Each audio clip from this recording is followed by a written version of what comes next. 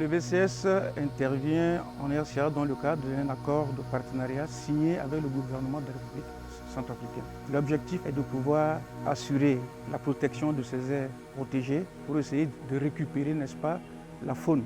Donc nous sommes en train de constater le retour des populations d'éléphants qui n'existaient pas quand on a démarré les activités. On a également constaté le retour des lycaons, le retour également des hippopotames. En 1977, il y avait 34 000 éléphants, il y avait 5 000 girafes. Donc l'idéal pour nous, c'est de reconstituer ce paradis de la faune.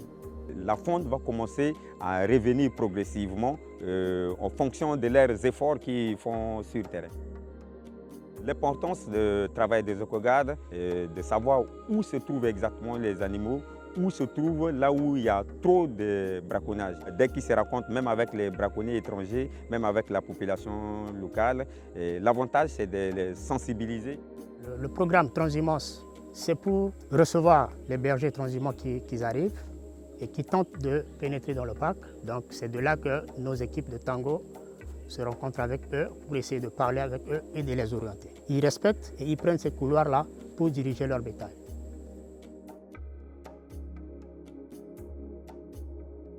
La conservation n'existe pas qu'une seule personne, ça nécessite tout le monde. Dans le village Kotisako, les femmes se sont organisées en groupement.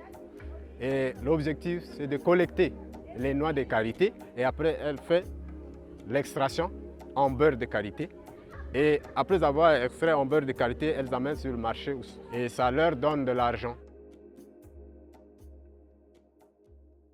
Bangondo chimbi akanga lege na kote chi park ti tenezwa lida pe tel ko tona chi soko tenchi bingwa wana ya chi angonda ni ti tena bia balawani su laso iko ikna vundu mingi iti tena famiso ande après na poko cha iso we itamla chi fatini ni na mengi chi ko liti tena la bina iwani ti tena balawani abubankor ton chi ko ja.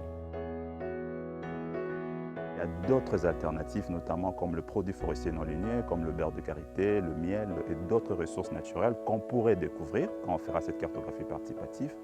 Et ça sera des alternatives pour les communautés d'avoir de la ressource maintenant que dans leur zone synergétique, il n'y a plus de la faune.